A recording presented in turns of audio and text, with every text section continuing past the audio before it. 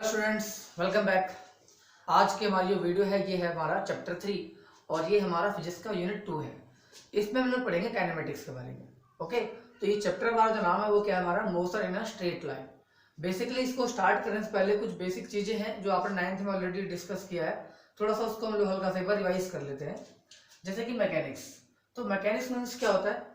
तो मैकेनिक्स हमारे पास क्या है, एक ब्रांच ऑफ फिजिक्स है। फिजिक्स में एक ब्रांच है मैकेनिक्स, जिसमें हम डील करते हैं किसी भी ऑब्जेक्ट को जब वो हमारा रेस्ट पे और मोशन में होता है। ठीक है, तो रेस्ट और मोशन की स्टडी जो हमारे पास है वो हमारी होती है मैकेनिक्स के अंदर। मैकेनिक्स को 3 पार्ट्स में डिवाइड किया गया है। पहला हमारा जो है वो स्टैटिक्स है, सेकंड आपका है kinematics and third one is dynamics. तो स्टैटिक्स में हम लोग क्या पढ़ेंगे, इसमें हम पढ़ेंगे ऑब्जेक्ट जो हमारा रेस्ट में होता है। ठीक है, और काइनेमेटिक्स में पढ़ेंगे हम लोग यहाँ पे क्या, ऑब्जेक्ट आपका जो मोशन में है, बट वो क्यों है मोशन में, उसका कॉज क्या है, उसको हम लोग नहीं पढ़ेंगे यहाँ पे। और डायनेमिक्स में पढ़ेंगे मोशन विद कॉज। ओके, तो dynamics deal with the object in motion with cause.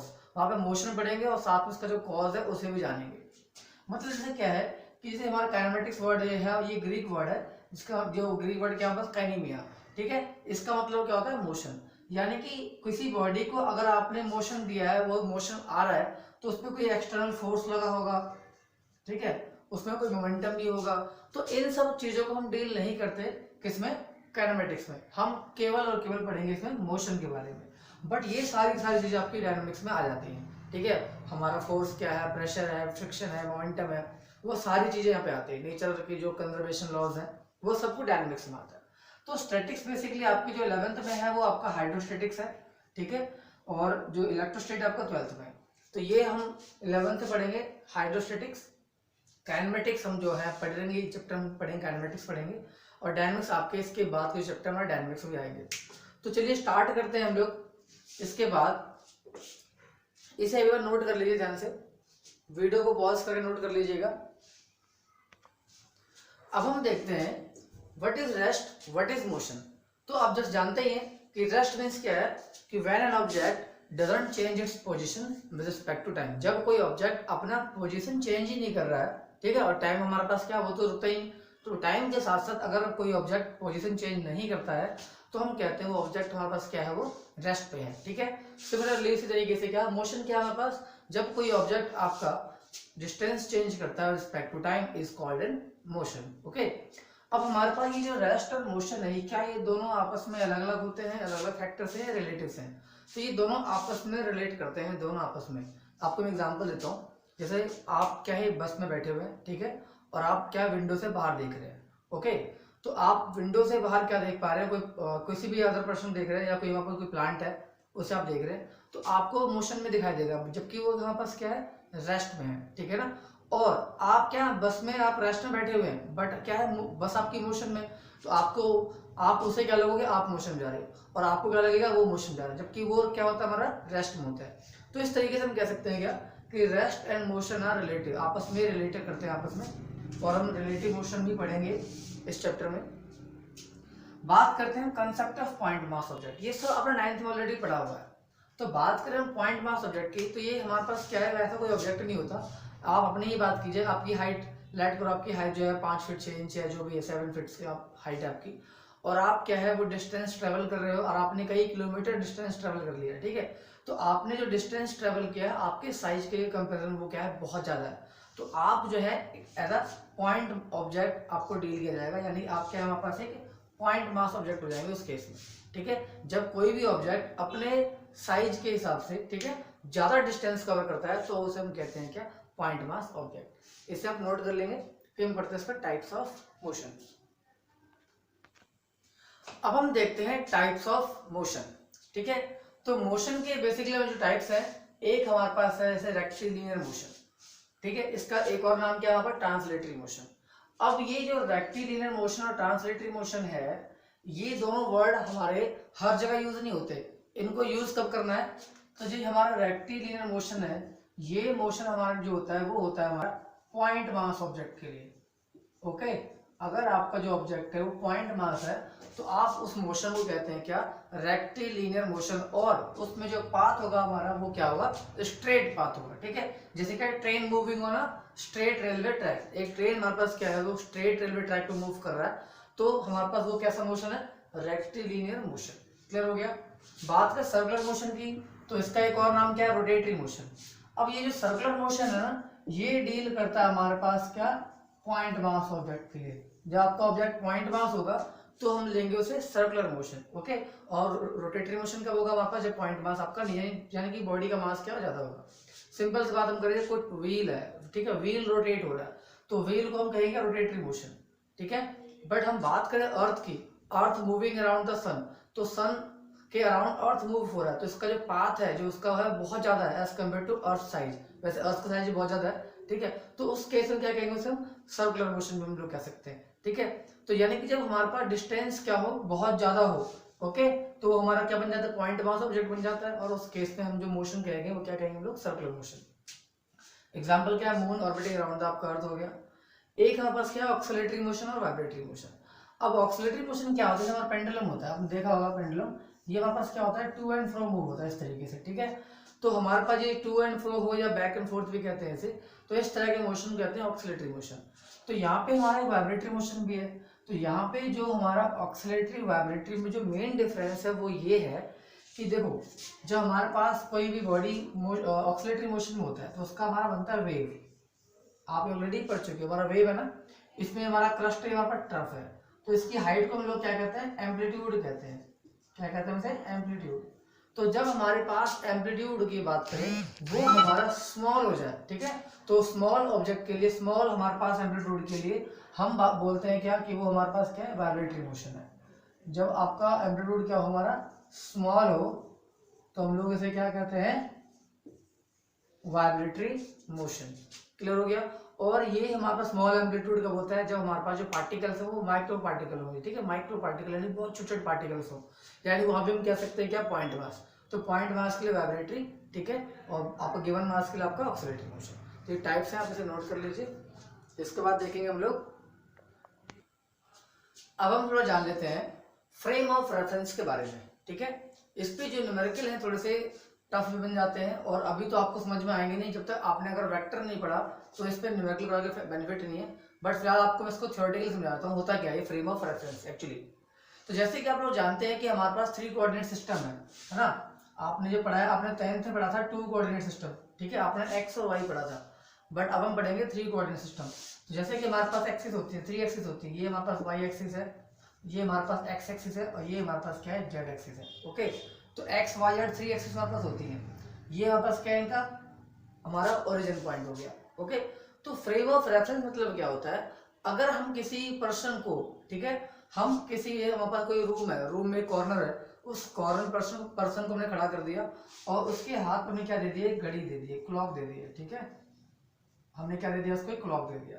तो अगर कोई पर्सन क्लॉक के साथ किसी भी कमरे के कॉर्नर में अगर किसी वो स्टैंड करता है, ठीक है, और वो अपने क्या है, उस कमरे में होने वाले जितनी मोशन है, मान लो कोई हमारा कोई मॉस्किटो है, ठीक है, वो मूव हो रहा है, ओके, इस तरीके से हो गया, कोई फैन है, फैन का मोशन हो गया, तो उसके रिस्पेक्ट में जो हम डील करते हैं ना, तो वो हमारे पास आता है फ्रेम ऑफ रेफरेंस। तो जनरली फ्रेम ऑफ रेफरेंस है क्या, हमारे पास क्या, the frame of reference is a system of coordinate axis attached to an observer, एक ऑब्जर्वर के साथ, हैविंग क्लॉक विद हिम, ठीक है। Observer describe the position, displacement and the motion, जो भी है उसकी प्रॉपर्टीज हैं, चाहे आप डिस्प्लेसमेंट की बात करो, पोजीशन की बात करो, यहाँ पे इसका मोशन की बात करो, ठीक है, वेलोसिटी हो जाए, एक्सेलरेशन हो जाए, तो वो सारे के सारे जो हमारे जो फिजिकल क्वांटिटीज है उस ऑब्जर्वर के रिस्पेक्ट में जो हम फाइंड करते हैं, तो वो हमारे पास क्या होता है, फ्रेम ऑफ रेफरेंस होता है। तो बेसिकली फ्रेम ऑफ रेफरेंस हमारा 2 टाइप्स का है, एक हमारा इनर्शियल और एक हमारा है नॉन इनर्शियल। तो इनर्शियल जो फ्रेम ऑफ रेफरेंस होता है, ये हमारे पास ध्यान रखना कि जब हमारे पास ऑब्जेक्ट यूनिफॉर्म वेलोसिटी से हो, यानी कि equal distance and equal interval of time, आप ऑलरेडी पढ़ चुके हैं, ठीक है, 9th क्लास में, तो वो हमारा frame of inertial frame of reference की पहली कंडीशन है, ठीक है। होता क्या है, इसमें हमारे पास न्यूटन का जो फर्स्ट लॉ है वो नहीं चलता, ठीक है। फर्स्ट लॉ हमारे पास क्या न्यूटन का, कि व्हेनेवर, यहाँ पे हमारा क्या है, whenever object is at rest और in motion it doesn't change its position, okay, या स्टेट ऑफ रेस्ट और motion until an external force applied over it, okay. तो यहाँ पे हमारा जो फर्स्ट लॉ है वो क्या है, यहाँ पे होल्ड करता है। But non inertial frame of reference में हमारा जो है फर्स्ट लॉ वो होल्ड नहीं करता है, और यहाँ पे हमारी जो वेलोसिटी होती है वेरिएबल होती है। इसको समझते हैं। जैसे आप कंसिडर कीजिए, आप बस में बैठे हैं, ठीक है, तो आप क्या है, एक ऑब्जर्वर है, आपके हाथ में क्लॉक है, ठीक है, आप क्या है, एक ऑब्जर्वर है, और बस का जो मोशन है वो क्या है, हमारा यूनिफॉर्मली मोशन है। तो आप अब ऑब्जर्व कर रहे हो, तो हमारा वो हो जाएगा इनर्शियल फ्रेम ऑफ रेफरेंस में, ठीक है। बट वो जो बस हमारी क्या है, उसकी जो स्पीड हमारी क्या बाबा चेंज हो रही है, वेरिएबल आ जाए, तो वो हमारा हो जाएगा non inertial frame of reference में, ठीक है। अगर हम बात करें अर्थ के बाहर, देखो अर्थ की बात करते हैं, तो अर्थ क्या है, सन के अराउंड रिवॉल्व हो रहा है, ठीक है। तो अर्थ का रोटेशन का जो स्पीड है ना, ये भी चेंज होता है। जब अर्थ सन के क्लोज पहुंचता है तो उस टाइम स्पीड कुछ और होती है, जब अर्थ सन से बहुत दूर होता है तो उसकी स्पीड कुछ और होती है।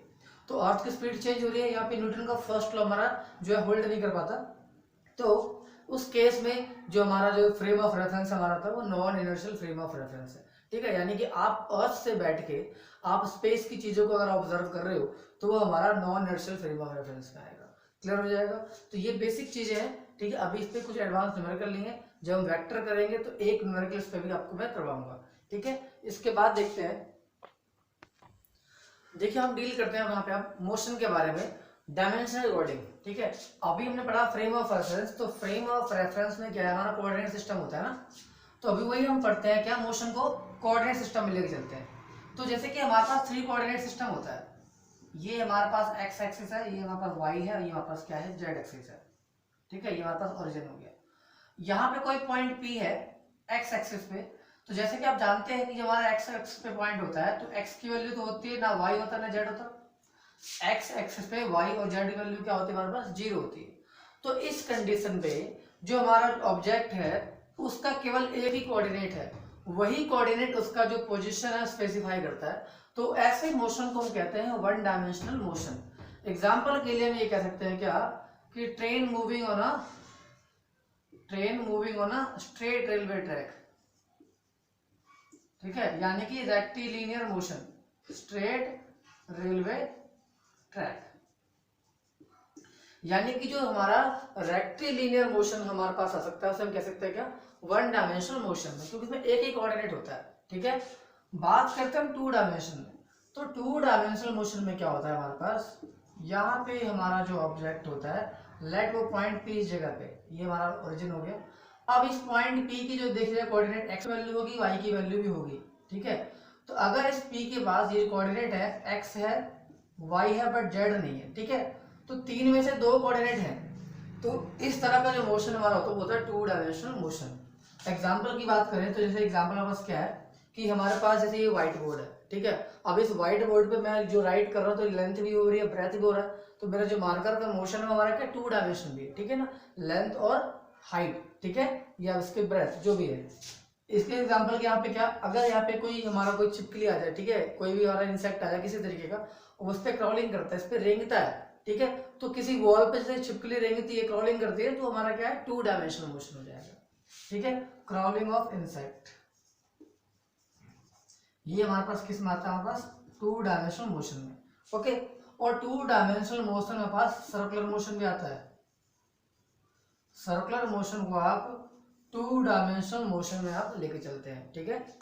बात करें 3 डायमेंशन में, तो उसमें ऑल द 3 कोऑर्डिनेट्स हमारे स्पेसिफाई करते हैं, ऑल द 3 कोऑर्डिनेट्स, यानी कि जो पॉइंट पी हमारे पास है, एक्स की वैल्यू भी है, वाई की वैल्यू भी है, जेड की वैल्यू भी है। तो ऐसा कब हो सकता है, जैसे हमारे पास क्या ऊपर हमारा एरोप्लेन हो जाए, ठीक है, एरोप्लेन का जो मोशन है, एरोप्लेन हो जाए, या आपने पतंग कभी उड़ाई वगैरह, ठीक है ना, काइट्स, ओके, बर्ड्स, तो बर्ड्स फ्लाइंग होती है, ये क्या है, इनकी जो डायरेक्शन क्या है, कभी डाउन अप जाती है, कभी डाउन आती है, कभी लेफ्ट कभी राइट। तो हमारे पास यहाँ पे 3 कोऑर्डिनेट होते हैं। तो जब आपका एक कोऑर्डिनेट पोजीशन बताता है तो उसे हम कहते हैं 1 डायमेंशनल मोशन, जब 2 कोऑर्डिनेट बताते हैं तो कहते हैं 2 डायमेंशनल मोशन, और जब 3 कोऑर्डिनेट बताते हैं उसे कहते हैं क्या, 3 डायमेंशनल मोशन, ठीक है। एग्जांपल्स क्लियर हो गए। इसके बाद हम देखते हैं, जैसा कि आपने प्रीवियस क्लास में पढ़ चुके हो 9th क्लास में, कि डिस्टेंस और डिस्प्लेसमेंट क्या होता है, थोड़ा सा रिवीजन कराता हूं आपको हल्का समय। तो डिस्टेंस मींस क्या होता है, actual path covered by a body, okay. Distance मतलब क्या होता है, किसी भी ऑब्जेक्ट ने आपका एक्चुअल पाथ कितना कवर किया अपना, उसे कहते हैं डिस्टेंस। और डिस्प्लेसमेंट हमारे पास क्या होता है, ये होता है हमारा शॉर्टेस्ट पाथ, ठीक है ना, between initial and final position, initial and final position, तो किसी भी ऑब्जेक्ट का इनिशियल और फाइनल पोजीशन का जो शॉर्टेस्ट पाथ होता है उसे कहते हैं डिस्प्लेसमेंट। इसको समझते हैं कि लेट हमारा कोई ऑब्जेक्ट है, ए पॉइंट चलना स्टार्ट करता है, वो बी तक गया, फिर बी से वो सी तक आया और सी से वो हमारा डी पे आया। तो हमारा डिस्टेंस यहाँ पे होगा वो होगा हमारा A B plus B C plus C D, यानी कि total path length is called distance. But बात करें डिस्प्लेसमेंट की तो पहले वो ए पे था, अब वो डी पे है, तो इनके बीच में शॉर्टेस्ट पाथ क्या है हमारा ये। तो यहाँ पे जो डिस्प्लेसमेंट होगा वो हमारे पास क्या होगा ए डी। क्लियर हो गया। तो यहाँ से क्लियर होता है कि डिस्टेंस और डिस्प्लेसमेंट में क्या यहाँ पे डिफरेंस है कि डिस्टेंस तो हमेशा होता है एक्चुअल पाथ और ये हमेशा क्या होता है हमारे पास पॉजिटिव होता है, और डिस्टेंस कभी भी डिस्प्लेसमेंट से स्मॉल नहीं होता। डिस्टेंस हमेशा क्या होता है डिस्प्लेसमेंट से मैक्सिमम। डिस्प्लेसमेंट और डिस्टेंस इक्वल हो सकते हैं कब, जब हम ए से बी तक बी जाते हैं, ठीक है। तो इस केस में हमारा जो डिस्टेंस है वो ए बी और डिस्प्लेसमेंट भी क्या हमारा ए बी। तो displacement can be equal to distance but displacement never be greater than distance. Okay, तो ये हमारे पास क्या हो गया इनके बीच में। ऊपर से क्या है डिस्टेंस हमारी स्केलर क्वांटिटी, डिस्प्लेसमेंट आपका है वेक्टर क्वांटिटी, ये हमेशा positive, that can be positive negative and zero. ये सब आप 9th में ऑलरेडी पढ़ चुके हैं, ठीक है। इसके बाद आपने 9th में पढ़ा था कि यूनिफॉर्म मोशन, ठीक है, और यूनिफॉर्म मोशन में आपने पढ़ा था यूनिफॉर्म स्पीड और यूनिफॉर्म वेलोसिटी। ओके, तो आपने पढ़ा था स्पीड के बारे में। तो व्हाट इज स्पीड, तो speed is distance per unit time. Okay, आप ऑलरेडी पढ़ चुके हैं। और वेलोसिटी आपका क्या होता है हमारे पास, वेलोसिटी हमारे लिए होता है डिस्प्लेसमेंट पर यूनिट टाइम इंटरवल, ठीक है। तो हमारे पास जो डिस्टेंस है व्हाट इज स्पीड, स्पीड हमारे पास क्या होता है कि speed is defined as the distance per unit time. ये भी हमारे पास हमेशा पॉजिटिव होता है, वो पॉजिटिव नेगेटिव जीरो होता है। स्केलर क्वांटिटी वेक्टर क्वांटिटी सब आप ऑलरेडी पढ़ चुके हैं। स्पीड की टाइप्स की हम लोग बात करें हम यहाँ पे, तो हमारे पास एक तो होता है यूनिफॉर्म स्पीड, सब जानते हैं, when a body cover equal distance in equal interval of time. जब कोई body equal distance equal interval of time में कवर करती है इसे कहते हैं यूनिफॉर्म स्पीड। एक वापस क्या होता है वेरिएबल स्पीड, ठीक है, जब हमारे पास इक्वल डिस्टेंस अनइक्वल टाइम में हो जाए। इसके बाद हमारे पास एक आता है एवरेज स्पीड, और इस पे आपने किए होंगे न्यूमेरिकल भी आप लोगों ने किए होंगे 9th क्लास में, एक आध मैं भी करवा दूंगा इस बार। और एक हमारे पास यहाँ पे क्या है इंस्टैंटेनियस स्पीड, ये आपने नहीं पढ़ा, इसे हम पढ़ेंगे। सिमिलरली इसी तरीके से वेलोसिटी में हमारे पास क्या होता है, एक तो होता है हमारा यूनिफॉर्म वेलोसिटी, ठीक है, सेम वही डेफिनेट 9th वाली जो हमारे पास थी। एक हमारे पास होती है क्या वेरिएबल वेलोसिटी, एक हमारे पास क्या होता है एवरेज वेलोसिटी, और हमारे पास क्या होता है इंस्टैंटेनियस वेलोसिटी, ठीक है। तो आपने इस पे भी न्यूमेरिकल किए होंगे अपने 9th क्लास में। तो ये सब आप ऑलरेडी 9th से पढ़ चुके हो। हमें जो 11th में पढ़ना है वो पढ़ना है average speed, instantaneous speed, average velocity और इंस्टैंटेनियस वेलोसिटी, ठीक है। तो हम पहले बात करते हैं किसकी, एवरेज स्पीड के लिए, ठीक है। तो what is average speed, average speed is defined as total distance covered per unit total time, ठीक है। हम बात यहाँ पे किसकी कर रहे हैं एवरेज स्पीड की। तो व्हाट इज एवरेज स्पीड, ये हमारे पास होता है क्या total distance covered divide by total time taken. Clear हो गया। आपको मैंने एग्जांपल अभी दिया था कि लेट हमने ए से बी पे गए, बी से हम लोग सी पे गए, सी से हम लोग डी पे आए, ठीक है। यहाँ पे जो डिस्टेंस S1 था टाइम लगा T1, यहाँ डिस्टेंस S2 में टाइम लगा T2, यहाँ डिस्टेंस इसका S3 है टाइम यहाँ पे क्या लगा T3। तो यहाँ से जो एवरेज स्पीड का जो फॉर्मूला होगा वो हमारे पास क्या होगा S1 plus S2 plus S3, तीन डिस्टेंस हो गए ना, और यहाँ पे क्या आएगा तीन हमारे पास क्या हो गए टाइम आ गई, ठीक है। तो इस तरीके से आप क्या करते हैं एवरेज स्पीड कैलकुलेट करते हैं। ये सब आपका 9th में था। बात करते हैं एवरेज वेलोसिटी की। तो एवरेज वेलोसिटी के पास क्या होता है, ये हमारे पास होता है डिस्प्लेसमेंट अपॉन टाइम इंटरवल। ठीक है, ये हमारे पास क्या होता है, एवरेज वेलोसिटी की हम बात कर रहे हैं, तो इट इज डिफाइंड एज क्या, displacement upon time interval. Okay, तो यहाँ पे हमारा डिस्प्लेसमेंट क्या है, देखो एक एग्जांपल और लेते हैं हम लोग यहाँ पे। Let we start from A, okay, B तक जाने में डिस्टेंस इसका लेट x1 है, ये पॉइंट सी है, इसका डिस्टेंस वापस यहाँ पे क्या है, x2 है। तो b से c के बीच में आपको चाहिए एवरेज वेलोसिटी। तो a और b का जो टाइम हमारे पास लेट वो हमारा t1 था, और हमारे a से c का जो टाइम हमारे पास क्या है वो t2 है। तो b और c के बीच में हमारी जो एवरेज वेलोसिटी होगी, एवरेज वेलोसिटी जो होगी वो हमारे पास यहाँ पे क्या होने वाली है, तो डिस्प्लेसमेंट यानी कितना हो जाएगा हमारा x2, ये पूरा x2 है, ये हमारा x1 है, और यहाँ पे क्या जाएगा बस t2 माइनस का t1। ठीक है, तो ये हमारे पास एवरेज वेलोसिटी का फॉर्मूला है। इन पे जो न्यूमेरिकल्स बनते हैं वो मैं आपको एक न्यूमेरिकल करवाऊंगा, ठीक है, बाकी की आप जो है 9th की बुक उठाएंगे और उसमें से दोबारा करेंगे। ओके, तो लेते हैं इसका एक न्यूमेरिकल। देखिए पहला numerical, a car travel from x to y, एक कार है जो x से y की ओर ट्रेवल कर रही है at a speed of 50 kilometre per our.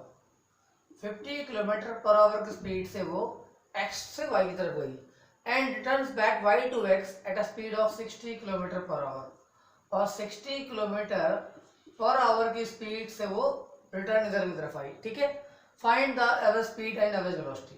Clear हो गया। तो हमारे पास यहाँ पे जो स्पीड है देखेंगे, x से y के लिए 50 है, y से x के लिए 60 है। इन दोनों केस में क्या नहीं चेंज होगा, वो होगा इनके बीच का डिस्टेंस। लेट इनके बीच का जो डिस्टेंस है वो x है। ठीक है, वो 50 की स्पीड से गया और 60 की स्पीड से आया। ठीक है, तो डिस्टेंस तो उसका वही रहा ना। तो यहाँ पे जब हम बात करेंगे एवरेज स्पीड की, तो इसके लिए फॉर्मूला क्या होता है, total distance upon total time. ठीक है, तो डिस्टेंस तो चलो आपने x सिलेक्ट कर लिया, बट टाइम हमारे पास तो है नहीं यहाँ पे, तो टाइम तो चाहिए ना। तो सबसे पहले तो इनकी स्पीड जो दे रखी है, लेट हमारी v1 जो है वो हमारे पास है 50 किलोमीटर पर आवर, और जो v2 है हमारे पास वो हमारे पास क्या है 60 किलोमीटर पर आवर। तो ये हमारी SI यूनिट नहीं है, हम इसे कन्वर्ट करेंगे SI सिस्टम में। तो किलोमीटर पर आवर कन्वर्ट करने लिए कितना करना पड़ेगा हमें यहाँ पे, 1000 डिवाइड बाय 3600 मीटर पर सेकेंड। ठीक है, ये कितना आएगा हमारा 5/18। तो आप सिंपली याद रखेंगे, जब किलोमीटर पर आवर सेकंड में कन्वर्ट करते हैं मीटर पर सेकंड में, तो उसको हम लोग 5/18 से मल्टीप्लाई करते हैं सीधे सीधा। ठीक है, तो 5/18 से मल्टीप्लाई करते हैं किस में जाता है, मीटर पर सेकंड में। तो कुछ कैंसिल होगा, कैंसिल कर देंगे, ये हमारा आ जाएगा 9। इट मीन्स हमारा कितना आ गया 125/9 मीटर पर सेकेंड। ऐसे इसे कन्वर्ट करेंगे तो 60 × 5/18, 6 10 जा और ये 6 3 जा, ये आ गया 50/3 मीटर पर सेकेंड। तो पहला काम आपका है कि इनको कन्वर्ट करना। अब देखो टाइम की बात करते हैं, देखो टाइम पास क्या होता है, time equal to distance upon speed. ठीक है, आपने पढ़ा है formula, time equal to distance upon speed. तो जो t1 टाइम है, लेट करते हैं वो जाने का टाइम है x से y के लिए, तो उसमें डिस्टेंस कितना कवर किया उसने x, और स्पीड क्या थी इसके हमारे पास 125/9। ओके, ये हो गया टाइम t1। और जो हमारा टाइम t2 है, t2 टाइम हमारे पास कैसे लौटे आने के लिए, तो डिस्टेंस अपॉन स्पीड, तो डिस्टेंस कितना हमारा x और स्पीड कितनी इसकी 50/3। तो इस तरीके से आपने टाइम भी कैलकुलेट कर लिया। क्लियर हो गया, टाइम भी आ गया। ठीक है, स्पीड पहले से गिवन है हमारे पास। अभी हमें यहाँ पे चाहिए एवरेज स्पीड। तो एवरेज स्पीड का जो फॉर्मूला आपको बताया मैंने अभी, वो हमने क्या पढ़ा अभी, total distance upon total time.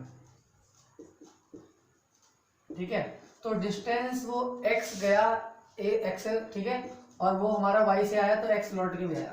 तो x डिस्टेंस जाने का और x डिस्टेंस आने का, तो टोटल डिस्टेंस कितना हो गया x + x। और हमारे पास यहाँ पे टाइम, टोटल टाइम यानी कि t1 जाने का और t2 आने का।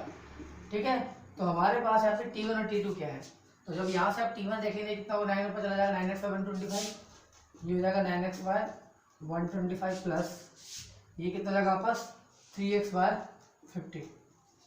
ओके, यहाँ से हम क्या निकाल रहे हैं, एवरेज स्पीड। ओके, तो यहाँ पे जो एवरेज स्पीड आपस निकल के आएगी कितनी आएगी, देखो x कॉमन आ जाएगा तो 125 50 कैल्शियम ले लेंगे यहाँ पे आप लोग, ठीक है। तो इसके बाद आप लोग सॉल्व कर लेंगे सीधा इसको, ठीक है। x कॉमन लेके यहाँ पे कैंसिल हो जाएगा, ओके। जब मैं कर देता हूँ 9/125 और ये आ जाएगा 3/50। तो यहाँ से जब आप इसे सॉल्व करोगे तो ये आपका जो फ्रैक्शन में सॉल्व करके आएगा, मैं आपको बताता हूँ इससे कितना आएगा, आप कर लेना, मैच कर लेना। तो हमारा ये आंसर आएगा सॉल्व करने के बाद, वो आएगा 54.55। इतना तो आप लोग कर सकते हैं।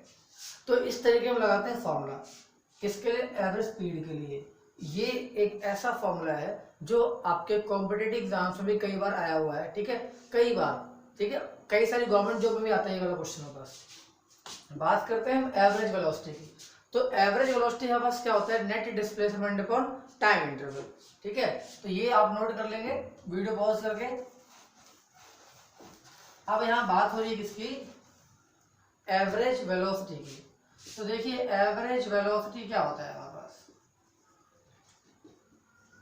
ये होता है बस डिस्प्लेसमेंट अपॉन टाइम इंटरवल, ठीक है ना। अब वो x डिस्टेंस गया और x डिस्टेंस आ गया, क्लियर हो रहा है, ठीक है। तो यहाँ पे हमारा डिस्प्लेसमेंट है वो तो जीरो हो गया ना, x गया और x लौट के आ गया, यानी कि इनिशियल पॉइंट और फाइनल पॉइंट सेम ही पॉइंट पे हो गया।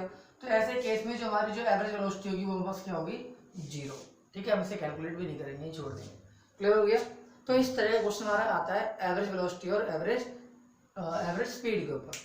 अब इसके बाद अब हम लोग डिस्कस करें कुछ ग्राफ जो कि हमारे पोजीशन टाइम ग्राफ है और यूनिफॉर्म मोशन के लिए पढ़ेंगे, ठीक है। इसके बाद हम लोग पढ़ेंगे इंस्टेंटेनियस वेलोसिटी, ठीक है, वो हमारा नॉन यूनिफॉर्म मोशन पढ़ेंगे। तो बात करते हैं ऑब्जेक्ट एट रेस्ट। तो जब हमारा कोई ऑब्जेक्ट रेस्ट पे होगा तो उसका जो पोजीशन है let it denoted by x हमारा पोजीशन है और टाइम हमारे पास क्या है, ठीक है, टी है। तो ऑब्जेक्ट जब रेस्ट पे होगा तो उसकी जो पोजीशन है वो चेंज तो होगी नहीं, बट टाइम तो रुकेगा नहीं, टाइम चलता रहेगा। तो उस केस में हमारा जो एक्स है वो हमारा इस तरीके से वो वेरी नहीं होगा, बट टाइम क्या हमारे पास वेरी होगा। तो यानी कि जो ग्राफ हमारा है वो क्या बनेगा, टाइम एक्सिस के पैरेलल बनेगा, ठीक है। इसके हर एक पॉइंट पे पोजीशन क्या है हमारी फिक्स है, ठीक है, बट टाइम क्या है इसका हर पॉइंट पे हमारा जो है चेंज हो रहा है। तो ये हमारा है रेस्ट वाला ग्राफ। बात करें uniform motion in a straight line. अब कोई ऑब्जेक्ट हमारा स्ट्रेट लाइन मूव हो रहा है, ठीक है, यूनिफॉर्मली मूव हो रहा है, यानी कि वो एक कांस्टेंट स्पीड से आगे बढ़ रहा है। तो उस केस में उसका जो पोजीशन है वो भी क्या होगा, ठीक है, डायरेक्टली चेंज होगा। तो हमारा ग्राफ यहाँ पे क्या बनेगा उसका, स्ट्रेट, ओके। बात करें अगर हम लोग यहाँ पे क्या कि ऑब्जेक्ट है उसके पास पहले से ही स्पीड है, बट अब वो अपनी स्पीड क्या है वो डिक्रीज कर रहा है विद नेगेटिव, ये वापस क्या नेगेटिव कांस्टेंट वेलोसिटी, यानी कि अब उसकी स्पीड जो है वो कम हो रही है बट कॉन्स्टेंटली कम हो रही है। तो उस केस में हमारा जो ग्राफ बनेगा ये हमारा हो गया पोजीशन, ये हमारा हो गया टाइम, और ग्राफ हमारा जो बनेगा वो ग्राफ कैसा बनेगा, डिक्रीजिंग बनेगा ना।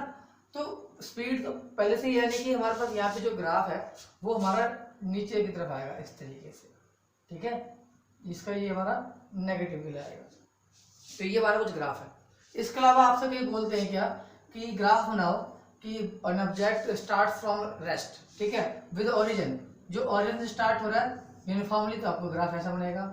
अगर आपसे कहता है क्या कि राइट टू द ओरिजिन, तो आप क्या करेंगे, ग्राफ थोड़ा सा ओरिजिन के राइट से ले लेंगे आप यहाँ पे, ठीक है, ये हमारा लेफ्ट हो गया, हमारा राइट हो गया। तो यहाँ पे लेफ्ट टू द ओरिजिन, ये वापस क्या हो गया, right to the origin, okay. तो ये जो है ग्राफ आपको बनाने आने चाहिए, बेसिक है, तो 9th क्लास के सारे। इसके बाद क्या है हमारे पास, हमने 9th क्लास में पढ़ा था क्या, ये जो ग्राफ है इस ग्राफ में हम लोगों ने जाना था स्लोप के बारे में, है ना, कि स्लोप क्या होता है। तो जैसा कि आप लोग जानते हैं अपने 10th में किया कि स्लोप को हम लोग बोलते हैं tan theta, okay, tan theta सब जानते हैं क्या होता है हमारे पे, tan theta perpendicular upon base. तो हमारे पास कोई एक यूनिफॉर्म मोशन है, ठीक है, मोशन इन स्ट्रेट लाइन की बात हम लोग कर रहे हैं यहाँ पे। तो पोजीशन टाइम ग्राफ में, पोजीशन टाइम ग्राफ हमारे पास है और ये ग्राफ हमारा बनता है इस तरीके से, ठीक है। तो ये वाला ग्राफ हो गया। अब ये जो स्लोप आपको दिख रहा है ये स्लोप, तो इस स्लोप की हम यहाँ पे निकालेंगे। स्लोप हमारे पास यहाँ पे क्या है, तो इसके let us consider, 2 point consider कर लो, कहीं भी 2 पॉइंट ए और बी हमने कंसीडर कर लिए। ये जो ए पॉइंट है, इस पॉइंट पे जो टाइम हमारे पास है टाइम एक्सिस पे, वो हमारा t1 है, और बी पॉइंट के लिए टाइम हमारे पास है वो क्या है, t2 है। ठीक है, इसके बाद ये जो ए पॉइंट है, इसका पोजीशन एक्सिस से जो है डिस्प्लेसमेंट या डिस्टेंस हमारा x1 है, और यहाँ से इसका क्या हमारा ये x2 है। हमने इनकी यहाँ पे क्या मार्क कर लिए हैं। तो यहाँ पे इसको मैं एक ट्रायंगल की फॉर्म में कन्वर्ट कर देता हूँ, मैं यहाँ पे ए सी कर देता हूँ, ये हमारा डी और ई हो गया। तो हमारे पास यहाँ पे जो ए सी है, ए सी, तो ए सी कितना होगा, वो ये जो होगा ओ डी टाइम हमारा t2 है, और हमारा जो ओ ए टाइम हमारा t1 है। तो ए सी कितना होगा, t2 माइनस का t1 हो जाएगा। और वैसे ही हमारे ऊपर जो बी सी है, बी सी, तो बेटा ये जो हमारा ओ से बी का जो पोर्शन है, पूरा पोर्शन हमारे पास क्या है, x2 है, और ये हमारा पोर्शन क्या है हमारे पास, x1 है। यानी कि ये हमारा जो है वो है x2 माइनस x1। ठीक है, और ये हमारा जो है वो हमारे पास क्या है, ये हमारे पास क्या है, t2 माइनस का t1। ठीक हो गया। तो यहाँ पे हमारे पास ये let us consider angle theta है। तो जैसा कि आप जानते हैं कि tan थीटा हमारे पास क्या होता है, परपेंडिकुलर अपॉन बेस, यानी कि BC बाय AC। और ध्यान रखना हमेशा, स्लोप जो होता है हमारा उसे हम tan थीटा कहते हैं। ठीक है, हम क्या कहते हैं, स्लोप को कहते हैं हम लोग tan थीटा। तो tan थीटा स्क्वायर, तो यहाँ पे क्या लिखेंगे, स्लोप। तो स्लोप हमारे पास क्या होगा, BC। देखो BC क्या है हमारे पास, x2 माइनस x1, और AC क्या है हमारे पास, वो है हमारे पास t2 माइनस t1। ठीक है, अब x2 माइनस x1 हमारा डिस्प्लेसमेंट होता है, ये हमारे पास क्या होता है, टाइम इंटरवल। तो डिस्प्लेसमेंट अपॉन टाइम इंटरवल क्या होता है, ये होता है हमारे पास वेलोसिटी। ठीक है, it means position time graph में हमारे पास जो स्लोप होता है, हम क्या कह सकते हैं उसे, हम वेलोसिटी। कुछ ग्राफिकल हमारे पास न्यूमेरिकल भी आएंगे इस टॉपिक पे, हम एक न्यूमेरिकल भी देखेंगे इसके बाद। बट पहले एक और ग्राफ हम लोग देख लेते हैं, वो हमारे पास यहाँ पे क्या है, पोजीशन टाइम ग्राफ के बाद हम पढ़ लेते हैं वेलोसिटी टाइम ग्राफ। ठीक है, उसे देखते हैं। देखिए, अब हम लोग बात करते हैं वेलोसिटी टाइम ग्राफ की, यानी कि हमारे पास अब हम देखते हैं कि एक वेलोसिटी का ये v, और ये हमारे पास होगा टाइम t। अभी हम लोग जो पढ़ रहे हैं वो पढ़ रहे हैं यूनिफॉर्म मोशन। ओके, और यूनिफॉर्म मोशन में हमारे पास जो स्पीड होती है वो क्या होती है, कांस्टेंट, चेंज नहीं होती। तो जो चेंज नहीं होता, ग्राफ हमारा क्या बनता है, उसका पैरेलल बन जाता है इस तरीके से। ठीक है, तो अब यहाँ पे हम क्या करते हैं, इसे कंसिडर कर लेते हैं दो पॉइंट ए और बी, लेट अस कंसिडर। ठीक है, और इनका है जो टाइम एक्सिस है, तो ए के लिए टाइम हमारे पास है वो है t1, और बी के लिए टाइम है t2। ये पॉइंट सी और ये पॉइंट हमारा डी है। ओके, अब देखिए ए और बी दोनों पॉइंट के लिए स्पीड तुम्हारी क्या चेंज तो होनी नहीं हो, तुम्हारी v रहने वाला है। ठीक है, तो आप यहाँ से क्या देखेंगे, ये आपको रेक्टेंगल यहाँ पे दिखाई दे रहा है। ओके, यहाँ पे हमारे पास एक रेक्टेंगल है, रेक्टेंगल हमारे पास है ABCD। अब इस रेक्टेंगल में यहाँ पे जो CD है, CD, वो तो होगा हमारा क्या, T2 माइनस का T1। ये हमारा क्या होगा, T2 माइनस का T1। ठीक है, बट बात करें हम लोग यहाँ पे क्या, AD की। ओके, तो AD कितना, देखो A पे स्पीड क्या है हमारे पास, v है, ये मेरा वेलोसिटी टाइम ग्राफ है। तो यहाँ पे इसकी स्पीड v है, यहाँ पे स्पीड क्या है इसकी, 0 है। तो AD क्या होगा हमारे पास, v माइनस का 0। ठीक है, तो ये 0 की जरूरत भी नहीं है, तो AD हमारे पास यहाँ पे क्या है, हमारा v है। तो यहाँ पे जो आपको रेक्टेंगल दिखाई दे रहा है, उसका एरिया क्या होगा, तो एरिया उसका होगा लेंथ इंटू ब्रेथ, यानी AD इंटू में CD, AD into CD। Area of rectangle क्या होगा, लेंथ इंटू ब्रेथ। ठीक है, तो अब हमारे पास यहाँ पे एरिया, AD क्या है हमारा, वो है v, और CD हमारे पास यहाँ पे क्या है, T2 माइनस का T1। CD क्या हमारे पास यहाँ पे, T2 माइनस का T1। तो ये जो फॉर्मूला है हमें, ये हमें कहाँ मिला था, आपको ध्यान हो, वेलोसिटी में पढ़ा था। तो वेलोसिटी हमारे पास क्या था, x2 minus x1 upon T2 minus T1। ये फॉर्मूला होता है हमारा वेलोसिटी का। तो यहाँ से हमारा जो क्रॉस मल्टीप्लाई होगा वेलोसिटी T2 माइनस T1 के साथ, तो क्या बन जाएगा हमारे पास, ये बन जाएगा x2 माइनस x1, और जिसे हम लोग क्या कहते हैं, डिस्प्लेसमेंट। हम लोग उसे क्या कहते हैं, displacement. It means in a velocity time graph area, okay, area is the displacement. ठीक है, तो area bound by the graph, जो ग्राफ में जो एरिया हमारा बाउंड होता है, that is the displacement of the displacement covered by the body. Okay, एक लेते हैं न्यूमेरिकल। अब ये एक न्यूमेरिकल है, हमें इसमें कैलकुलेट करना है एवरेज वेलोसिटी। ठीक है, ये हमें ग्राफ दे दिया है, अब आपसे पूछ लिया जाएगा कि इसमें एवरेज वेलोसिटी कैलकुलेट करके बताओ। तो जैसे कि आप जानते हैं एवरेज वेलोसिटी का जो फॉर्मूला होता है हमारे पास, वो होता है क्या, total displacement upon total time. ठीक है, तो ये फॉर्मूला आपको पता है। अब देखो डिस्प्लेसमेंट की, हम डिस्प्लेसमेंट कैसे कैलकुलेट करें, तो ग्राफ हमारे पास जो है वो वेलोसिटी टाइम ग्राफ है, और जैसे कि आप जानते हैं वेलोसिटी टाइम ग्राफ में जो एरिया होता है वही हमारा डिस्प्लेसमेंट होता है, और टाइम तो गिवन नहीं, टोटल टाइम कितना गिवन है, ग्राफ कितने टाइम के बीच में, 40 सेकंड के बीच में, तो टाइम तो 40 है ही, डिस्प्लेसमेंट कैसे निकाल लोगे आप, एरिया से। तो आपको ये जो शेप दिखाई दे रही है, ये शेप हमारी एक ट्रेपीजियम की शेप है ना, तो एरिया ऑफ ट्रेपीजियम,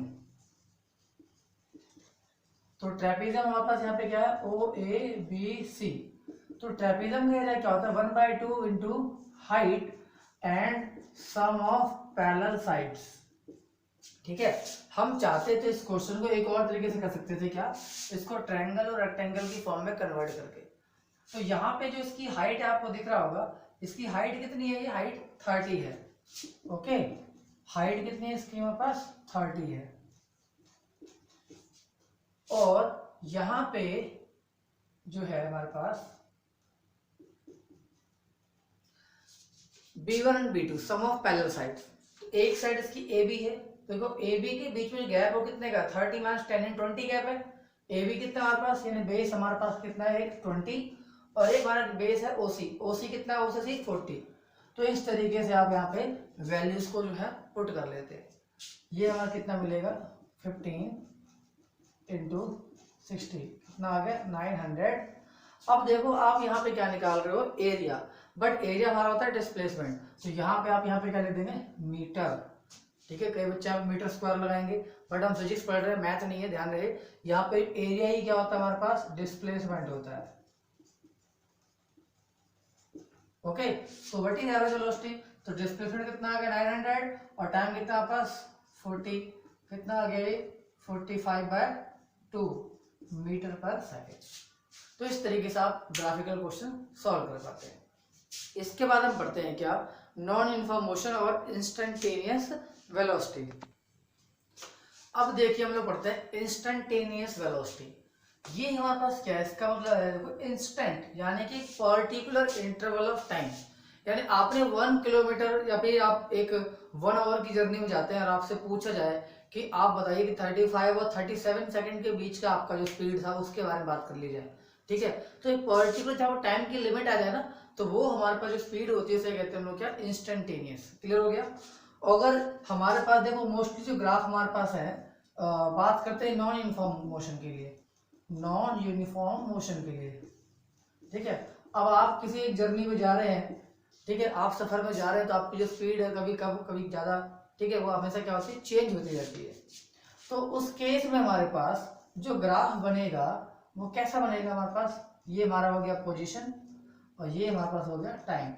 तो पोजीशन टाइम ग्राफ हमारा नॉन यूनिफॉर्म मोशन में कैसा बनेगा, अब कई बार स्पीड ज्यादा हुई तो ग्राफ क्या होगा, तेजी से बढ़ेगा, कई बार स्पीड कम, ब्रेक लगानी पड़ती है आपको ना, तो यानी कि मोशन वाला ग्राफ हमारा इस तरीके हो गया, स्ट्रेट नहीं बनेगा। स्ट्रेट ग्राफ बनता है जब हमारा यूनिफॉर्म मोशन हो, ये कर्व ग्राफ बता रहा है कि हमारा ये नॉन यूनिफॉर्म मोशन है। अब मुझे इस मोशन में इंस्टेंटेनियस वेलोसिटी चाहिए, कोई टाइम इंटरवल में जो भी है, तो हम लोग करते हैं क्या, यहाँ पे एक छोटा सा पोर्शन हम कंसिडर करते हैं, छोटा सा पोर्शन। लेट हमारे पास ये पोर्शन है ए बी, बेसिकली कर्व है, इसमें छोटा कंसिडर करते हैं, और ये हम यहाँ पे बना लेते हैं ट्रायंगल इस तरीके से। तो ये जो हमारे पास है ए और सी के बीच का जो हिस्सा है, ये तो हमारा है डिस्टेंस, और ये जो बी सी है हमारे पास, ये क्या है हमारे पास, ये है हमारा डेल्टा टी। क्लियर हो गया। तो हमारे पास what is instantaneous velocity, the velocity of an object for a particular interval of time, और हम एक ये भी कह सकते हैं क्या, the limiting value of average velocity. ये जो डेल्टा वर्ड है ये हमारा क्या होता है, चेंज मतलब होता है, डेल्टा मतलब क्या होता है यहाँ पे, चेंज इन डिस्प्लेसमेंट। ठीक है, तो लिमिट हमने लगा दिया, टाइम हमारे पास क्या है, 0 से स्टार्ट होता है जो भी है, delta x by delta T, इसका मतलब है x2 - x1, इसका है t2 - t1। ओके, और इसे हम लोग, अब देखो हम लोग पढ़ेंगे डिफरेंशिएशन। तो हम लोग यहाँ पे क्या है, इस डेल्टा को कन्वर्ट कर सकते हैं डिफरेंशिएशन की फॉर्म में। तो वो हमारे पास क्या होता है, dx/dt। ये वापस क्या डिफरेंशिएट हो जाएगा विद रिस्पेक्ट टू टाइम।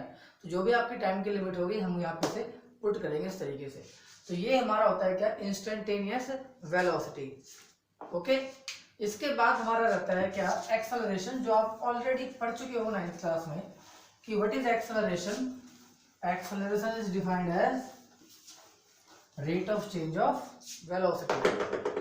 पढ़ा आप लोगों ने एक्सेलरेशन, इसको हम ए से डिनोट करते हैं। तो व्हाट इज एक्सेलरेशन, ये वापस होता है क्या, change in velocity upon time interval. तो change in velocity upon time interval is called acceleration. It means dv/dt। Okay, इसको आप ऐसे भी कर सकते हो, v2 minus v1 t2 minus t1। Okay, तो ये वापस क्या होता है, एक्सेलरेशन। अब ये आप ऑलरेडी पढ़ चुके हो, इसकी जो यूनिट होती है वो यूनिट क्या होती है इसकी, मीटर पर सेकंड स्क्वायर। ये हमारा एक वेक्टर क्वांटिटी है, ये पॉजिटिव नेगेटिव जीरो सब होता है। जब आपका एक्सेलरेशन नेगेटिव हो जाता है, जब ये नेगेटिव होता है तो हम लोग इसे क्या कहते हैं, डेसेलरेशन भी कहते हैं इसे, ठीक है, नेगेटिव एक्सेलरेशन भी कहते हैं, एंड हम लोग इसे रिटार्डेशन भी कहते हैं। ठीक है, ये सारे के सारे नाम हमारे एक्सेलरेशन के ही हैं, बट जब वो हमारा नेगेटिव होता है। क्लियर हो गया। तो इस तरीके से आप लोगों ने यहाँ पे 9th का बेस कंप्लीट कर लिया आप लोगों ने, और थोड़ा सा जो आपको 11th में यूज होना है वो भी आपने यहाँ पे कंप्लीट किया। ठीक है, इसके बाद जो नेक्स्ट वीडियो में लेकर आऊंगा वो आपका है प्योर सिलेबस। ठीक है, और वो हमारे पास क्या है, equation of motion by calculus method. आप लोगों ने 3 इक्वेशन ऑफ मोशन ऑलरेडी पढ़ी है। एक हमारे पास है v = u + at, एक हमारे पास है s = ut + ½ at², और एक हमारे पास है v² - u² = 2as। तो ये सारी की सारी जो हमारे पास इक्वेशंस हैं इनको हम ड्राइव करेंगे बाय कैलकुलस मेथड। ठीक है, हम लोग 9th के तरीके से नहीं करेंगे, हम लोग करेंगे अपने 11th तरीके से। ठीक है, इंटीग्रेशन और डिफरेंशिएशन का इस्तेमाल करके।